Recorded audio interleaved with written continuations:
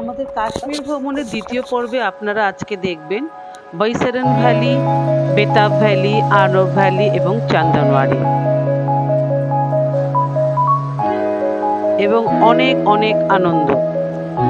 চলুন শুরু করা যাক ভিডিওটা।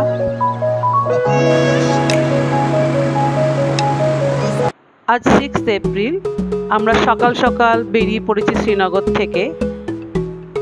আমরা একটা ইনোভা নিয়েছি 4 জনের জন্য এবং তার খরচ পড়েছে পার ডে আমাদের লাগবে 4000 টাকা করে, অর্থাৎ 6 দিনের জন্য আমরা গাড়িটা বুক করেছি, আমাদের লাগছে 24,000।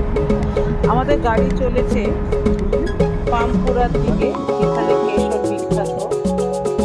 আমরা এসে পৌঁছেছি এখানকার একটু বিখ্যাত আউটলেট জমিনদার কেশর, এবং এখানে থেকে আমরা কিছু ড্রাই ফ্রুটস এবং কেশর কিনব।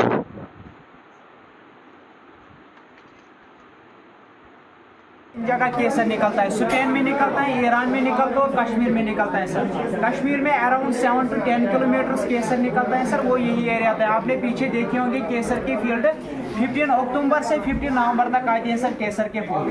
केसर का जो এই ভাইটি আমাদের বোঝাচ্ছিলেন যে কেশরের গুণাগুণ এবং কি করে আমরা আসল কেশর চিনতে পারব। येलो कलर वो हमारे लिए में वेस्टेज होता है।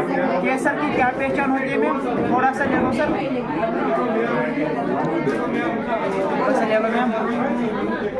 आगे वाले दांतों से चबाए में हल्का सा कड़वाना चाहिए और जुबान पे येलो कलर आएगा मैम। अगर मैम मीठा या स्वीट आया तो डुप्लीकेट केसर है मैम। और जब हमें किसी लिक्विड फॉर्म में डालते हैं दूध या पानी में, ये अपना कलर धीरे धीरे छोड़ता है, आहिस्ता आहिस्ता अपना कलर छोड़ता है। अगर इसने अपना कलर जल्दी छोड़ा तो डुप्लीकेट केसर है मैम। और केसर का जो स्ट्रक्चर होता है सर,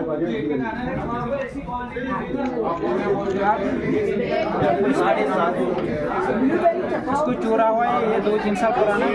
केसर का जो स्ट्रक्चर होता है ये एक साइड से मोटा एक साइड से पतला होता है सर।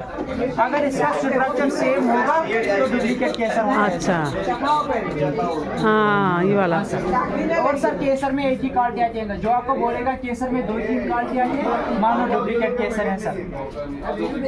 केसर की एक्सपीरी होती है मैम 20 साल। 20 साल तक केसर खराब नहीं होता है, सिर्फ इसको फ्रिज के बाहर रखना है सर। फ्रिज में रखोगे इसको फंगस लग जाएगा, मॉइस्ट। এবার আমাদের নেক্সট ডেস্টিনেশন হচ্ছে অবন্তিপুর। এখানে আমরা অবন্ত স্বামী টেম্পলের যে রুইন আছে সেটি দেখব।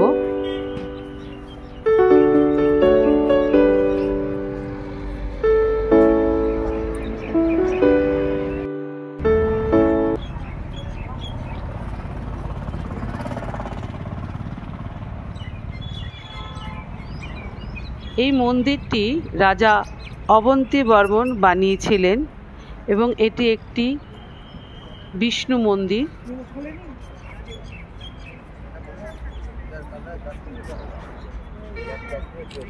এখন এটার কেবল ভগ্নাবশেষ পড়ে আছে, তবে জায়গাটা কিন্তু খুবই সুন্দর। আর্কিটেকচার এবং আর্টের কিন্তু এটা মেলবন্ধন।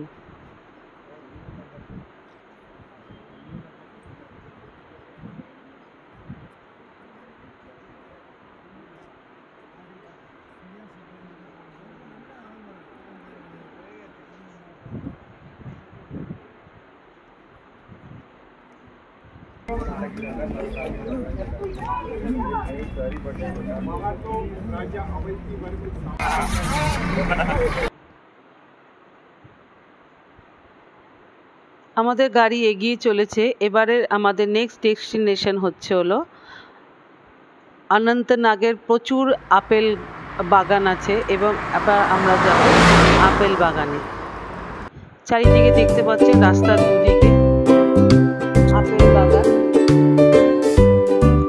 প্রত্যেকটা গাড়ি কিন্তু এখানে এসে থামছে, যদিও এখন আপেল নেই, কিন্তু আপেলের গাছে নতুন ফুল এসেছে এবং এখানে কিছু আপেল বিক্রি হচ্ছে, জুস বিক্রি হচ্ছে, আচার, জ্যাম, সেই সবের জন্য টুরিস্ট স্পট হিসেবে এখানে কিন্তু গাড়িওয়ালা কিন্তু এখানে আপনাদের নিয়ে আসবে। যদি আপনারা কিছু কেনাকাটা করেন তো করতে পারবেন। এটা অ্যাপেল অর্চার্ড, এগুলো হচ্ছে অ্যাপেল গাছের ফুল। সেপ্টেম্বর মাসে এলে এগুলোতে পুরো ফল ধরে যাবে, তখন অ্যাপেল ফল দেখতে পাবো। এখন আপাতত ফুলগুলো দেখতে পাচ্ছি।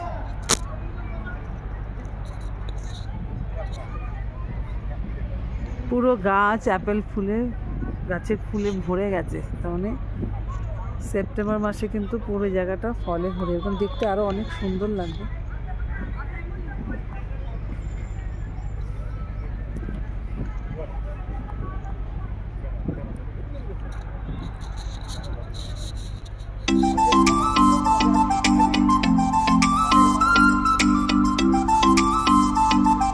অনেকটা বেলা হয়ে গেছিল, তাই আবার আজকে আমাদের প্ল্যান আছে হচ্ছে বৈশারেন ভ্যালি যাওয়ার।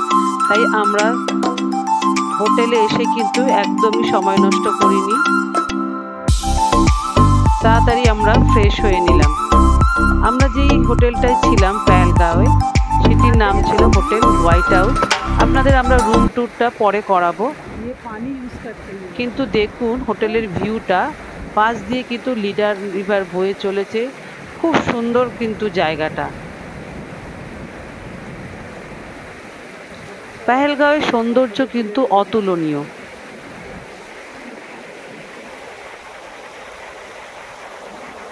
নদী, চারিদিকে পাহাড়, পাইন, উইলো, দেওদার গাছ, খুবই সুন্দর জায়গাটা।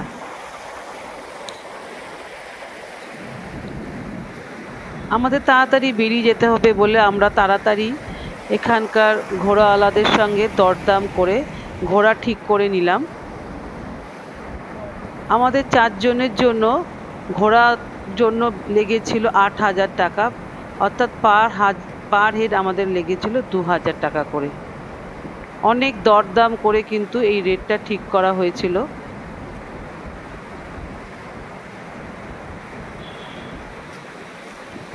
আমরা চটপট ফ্রেশ হয়েই বেরিয়ে পড়লাম। প্রায় 3:30 বেজে গেছে এবং বৈশারেন ভ্যালিতে কিন্তু অনেকটা সময় লাগবে যেতে, তাই আমরা চটপট তৈরি হয়ে ঘোড়ায় উঠে পড়লাম।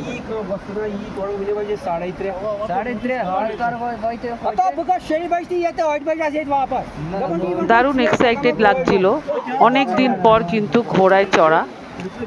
এই বৈশারেন ভ্যালি কিন্তু এখান থেকে প্রায় 6 কিলোমিটার দূরে, তবে ঘোড়ায় যেতে লাগবে 3 থেকে 3.5 কিলোমিটার এবং যাতায়াতে মোট সময় লাগবে প্রায় 3.5 ঘন্টা। তাই প্রায় 3:30 বেজে গেছে, 7টা নাগাদ সন্ধে নেমে যাবে। তাই আমরা একটু সময় নষ্ট না করে কিন্তু রওনা দিচ্ছি বৈশারেন ভ্যালির উদ্দেশ্যে।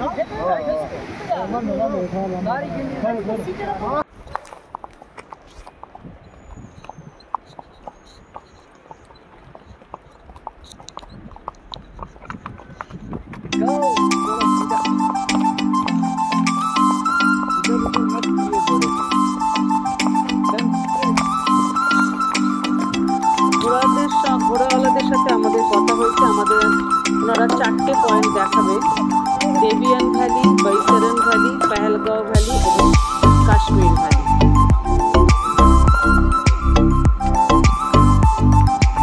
ঘোড়ায় বসে হেলতে দুলতে আমরা এগিয়ে চলেছি জঙ্গলের পথ ধরে।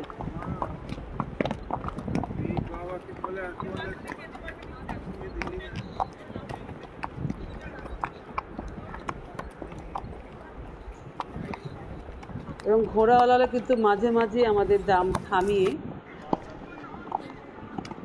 পয়েন্টগুলো দেখাচ্ছিলেন।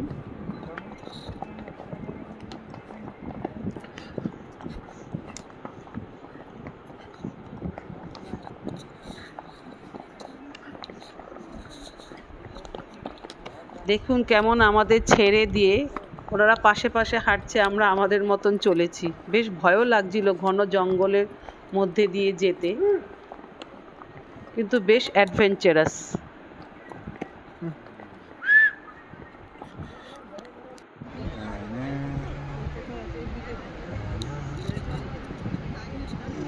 এই জায়গাটাকে বলা হয় ডেবিয়ান ভ্যালি।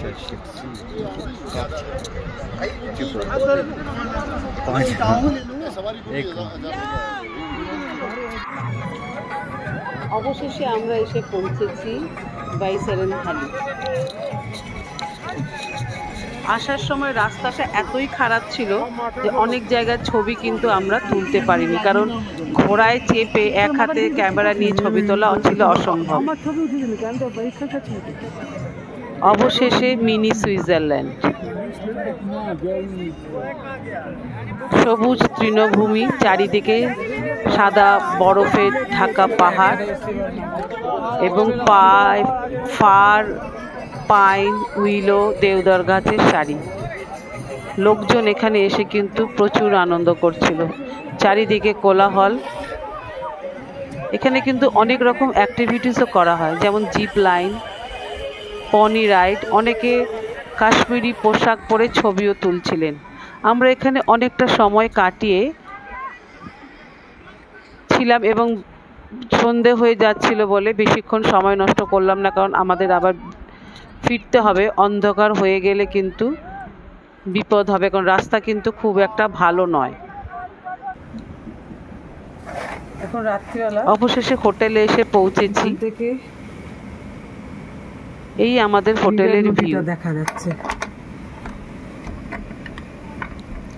চলুন আপনাদের রুমটা ট্যুর করি।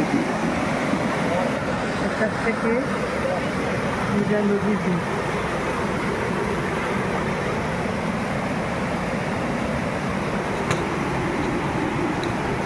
রুমের জানলা থেকে কিন্তু এই ভিউটা আমরা দেখতে পাচ্ছি।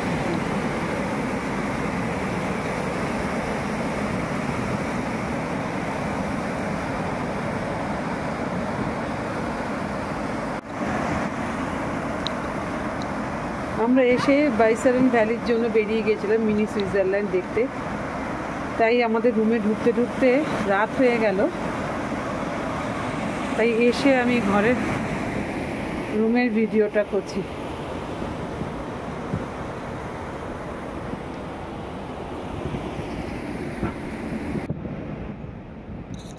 আজ 7 এপ্রিল, পেহেলগাঁওয়ে আমাদের দ্বিতীয় দিন। আজকে আমরা যাব সাইট সিন করতে বেতাব ভ্যালি, চন্দনওয়ারি এবং আরু ভ্যালি। আমাদের যেই গাড়ি এখানে নিয়ে এসেছে সেই গাড়িতে করে কিন্তু আমরা সাইট সিন করতে পারবো না, তার জন্য আমাদের আবার এখান থেকে একটা লোকাল ক্যাব ভাড়া করতে হবে। হোটেলের সাথে কথা বলে আমাদের গাড়ি বুক করা হয়ে গেছে। আমাদের খরচ পড়েছে 2200। কিছুক্ষণের মধ্যে গাড়ি চলে আসবে এবং আমরা রওনা দেব আমাদের পরবর্তী ডেস্টিনেশনের দিকে। আমরা এখন চলেছি চন্দনওয়ারির দিকে। পাশ দিয়ে বয়ে চলেছে লিডার রিভার।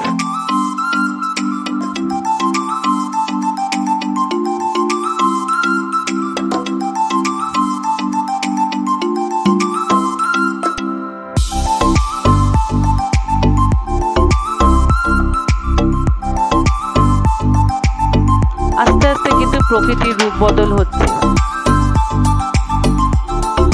দেখা যাচ্ছে আস্তে আস্তে গ্লেসিয়ারগুলো, পাহাড়ের মধ্যে সাদা বরফের ছোঁয়া দেখা যাচ্ছে।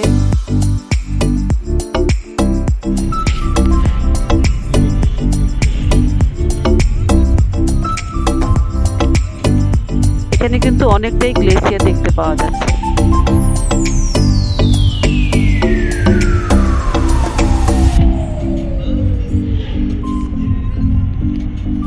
চন্দনওয়ারি থেকে কিন্তু অমরনাথ যাত্রা শুরু করা হয় এবং চন্দনওয়ারিতে গিয়ে দেখা যায় চন্দনওয়ারি গ্লেসিয়ার। আমরা পৌঁছেই একটু জল খাবার খেয়ে নিলাম, কারণ সকালবেলা আমরা তাড়াতাড়ি বেরিয়েছিলাম, আমাদের খাওয়া হয়নি হোটেলে। এবং আমরা কোনো পনি নিইনি, হেঁটেই চলে গেলাম গ্লেসিয়ারের দিকে।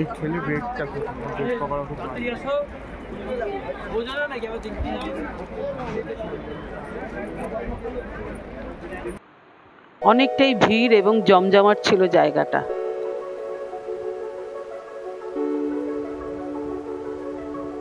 এখানে কিন্তু স্লেজ রাইড, পনি রাইড, বিভিন্ন রকম অ্যাক্টিভিটিস হয়।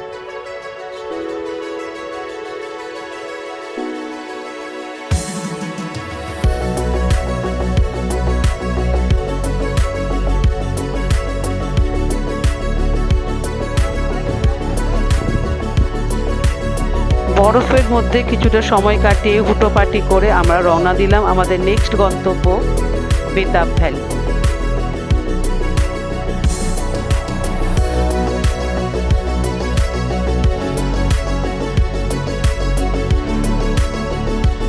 শুধু বাইরের দিকে তাকিয়ে প্রকৃতির রূপ দেখছিলাম, কি সুন্দর। আমরা এসেছি বেতাব ভ্যালি। এখানের এন্ট্রি ফিস কিন্তু 100 টাকা করে, অর্থাৎ 4 জনে আমাদের লেগেছে 400 টাকা।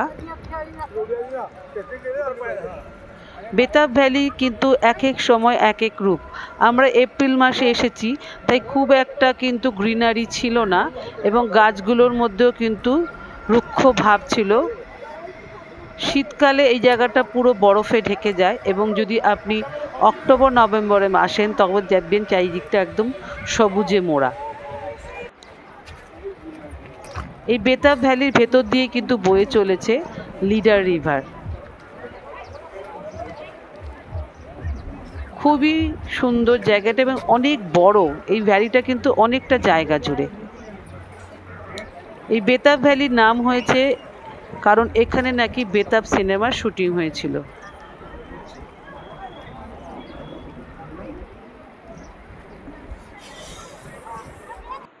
এবং এখানে অনেক রকম অ্যাক্টিভিটিস হয়, যেমন zip line, sky cycling, pony ride এবং আরও অনেক রকম। আমি এখানে করেছিলাম স্কাই সাইক্লিং।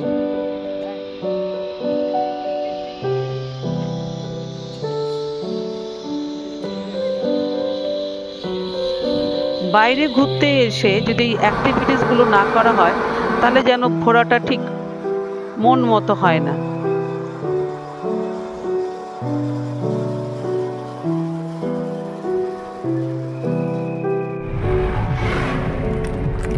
বেতাব ভ্যালি থেকে বেরিয়ে আমরা এবার এগিয়ে চলেছি আরু ভ্যালির দিকে।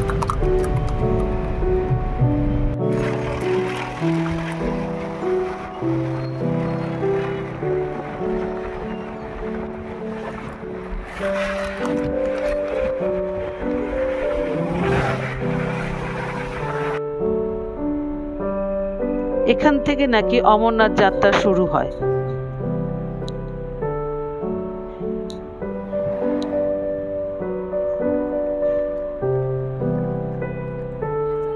জুলাই মাসে অমরনাথ যাত্রা শুরু হবে, তার প্রস্তুতি চলছে।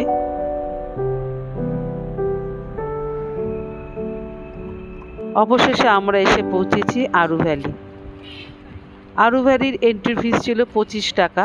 তবে আমাদের অনেকটাই সময় কেটে গেছে, প্রায় বিকেল হয়ে এসেছে এবং বেতাব ভ্যালিতে আমরা অনেকটাই ঘুরেছিলাম, তাই কিন্তু আমরা আরু ভ্যালিটা বাইরে থেকেই দেখেছিলাম, কারণ খুব একটা বেশি কিছু ছিল না। আমরা কিন্তু বাইরে থেকেই আরু ভ্যালিটা দেখেছিলাম, ভেতরে আমরা ঢুকিনি কারণ প্রচণ্ড টায়ার্ড ছিলাম। আগের দিন আমরা বৈশারণ ভ্যালিতে গিয়ে পনি রাইড করে খুব ক্লান্ত ছিলাম, তাই আমরা এবার ফিরে আসলাম হোটেলের দিকে। আমার ভিডিও যদি আপনাদের ভালো লাগে লাইক করবেন, শেয়ার করবেন, কমেন্ট করবেন এবং সাবস্ক্রাইব করে আমার পাশে থাকবেন। ধন্যবাদ।